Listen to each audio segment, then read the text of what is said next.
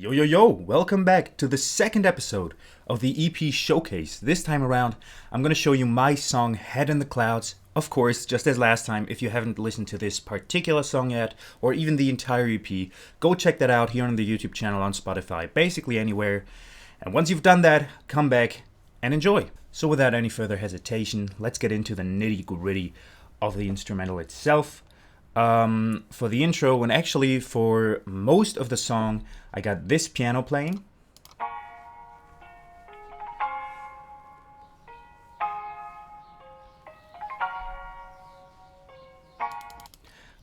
Pretty simple piano melody. It is made up of these chords that I've been flipping around. So for anyone that's interested in the music theory, this is of course a C sharp major with a seventh, for example, and then I just flip the bass, so the first and the third of the chord up, to make it a little more realistic, because otherwise you wouldn't be able to spread your fingers far enough apart on an actual piano to play it. So what I do, I like to keep the notes kind of tight together. That also creates some really nice tension with these two notes, the C and the C sharp here, for example, the G sharp and the A sharp here, for example. You get a really nice tension. And then down here, I got just some sort of arpeggiated, a little melody running up and down the chords. So you play the A sharp, you go down to the F, you go up to the G sharp.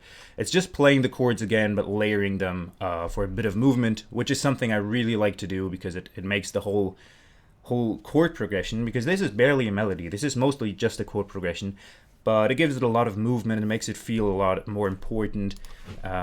So yeah, that's maybe something you might want to consider if you're trying to do chord progressions yourself. Then next up, I layered that with a pad, which we have here. That pad is just the same chords, without any of the movement, just the blank chords. And that pad, I actually exported and I cut it up, as you can see right here. And I only used the first half of this pad, where it swells in and then it cuts off abruptly. Which is like a really nice play with the space it creates, because it's like a riser. The pad rises, it swells into something, and then it just cuts off, and that emptiness is really nice. And I wanted to fill that emptiness, and I don't do that in the intro just yet, but I do that back here when the hook starts, and then later on for the verse as well.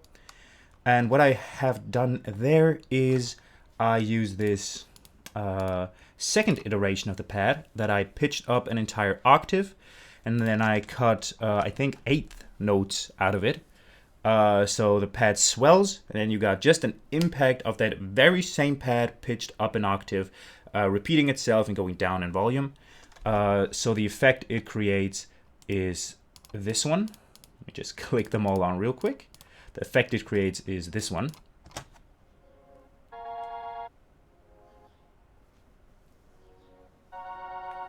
The pad is reverbed out in the background somewhere. And then for these little hits I did, they're super in the front. They go straight in your face. There's no reverb anymore there. And I think that creates a really nice effect, like a really nice call and answer situation. And these two, the piano and the pad, were kind of the starting point for the track. And then on top of that, I just started layering some more instruments and other textures. The first thing I layered on top is this vocal sample that I pitched around. It plays just like once every 4 bars right here, as you can see, throughout almost the entire track as well. I take it out for the breakdown section back here, but for the rest of the track it just plays the entire time. Then I have a bass, pretty big bass actually, that I really like, that sounds like this. That is just layering the bass notes of the chords, so the first of every chord. Nothing special going on there, but it feels really big. It's like a really big, juicy bass, bit of fuzz on top. And I have a limiter on here because I sidechained that bass to the kick, and that kick sounds like this. Not like a hip-hop kick, more of a synth kick. You'd find a lot of drum and bass tracks or EDM in general. I sidechained that so that the bass ducks out of the way and gets quieter whenever the kick plays, because if they were to hit at the exact same time, they'd clash in their frequencies and distort each other, or the sound would get a little muddy because all those frequencies are trying to play at the exact same time. And yeah, you wouldn't really be able to fully hear the bass then, or the kick then. You'd kind of hear both at the same time. They'd be taking away elements from each other. And we don't want that, of course. So next up I have a simple snare, just on the 2 and the 4. There it is. Simple snare. I have a similarly simple hi-hat that just plays at the beginning of every second half of the bar. So if this is your 2 with the snare right here, and this is your 4, then they just play kind of into that snare. Give like a little perk, double hit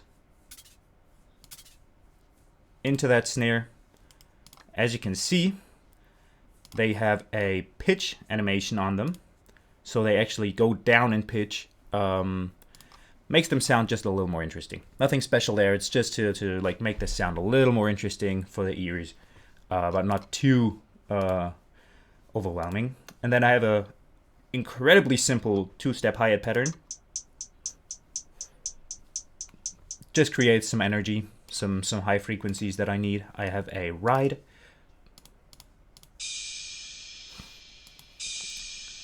Kind of the same thing, just creating energy at the end of the day. And an open head.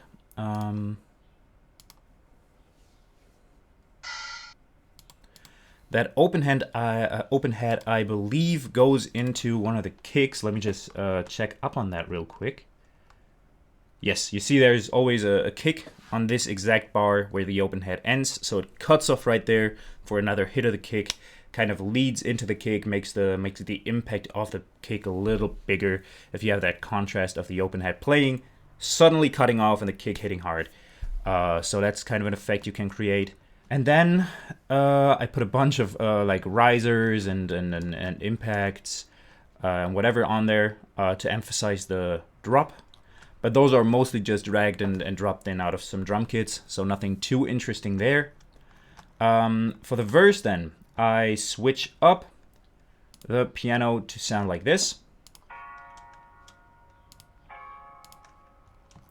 which is just a lot softer, and you don't have any of the movement anymore. We take away a lot of the energy for a breakdown section. We also take away most of the drums, of course, and we replace them with this little snap.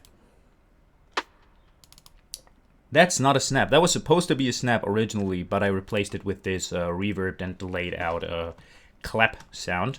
And that plays during the breakdown section. So you take away the piano, you keep the pad, you keep the voice sample, and you put in the new piano with a lot less energy. And then the song starts to build up momentum again by bringing in the hi-hat at certain times. So you don't have the 2-step hi-hat pattern that I have right here playing for the entirety of this first section of the next part. You actually have it play sporadically.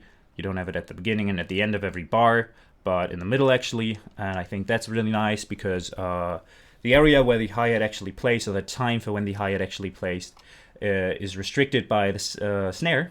And that is like a really nice effect. The snare hits, suddenly you have the hi-hats again, and then the snare hits again and the hi-hats are gone. So let's maybe take a listen into that as well. That's the dynamic we get. There's the hi-hat, gone. Comes back. Super nice effect that's created there as well. You kind of have the drums playing off each other a lot, which I enjoy in my tracks most of the time. And then for the rest of the track, we just keep bringing back more drums, more instruments to lead back into the final hook again, and with vocals that I then had to write and record and master, mix, whatever. The entirety of this track sounds like this. Everything's okay. I don't hear my phone ring, yeah, the silence is too loud. I'm drowning in the sound like an echo under. Haven't seen the sky in a while, cause I'm never going out. Don't you worry about a thing, cause my head is in the clouds. My head is in the clouds. that is all you're gonna get. If you want to listen to the full track, as I already mentioned, just go do that on YouTube right here, or on Spotify, or wherever, Apple Music, all the good stuff, pretty much whatever you use, it will be on there. Yeah, and I hope you enjoyed the video. This was, of course, the second episode, so you might want to go back and watch the first one if you haven't already.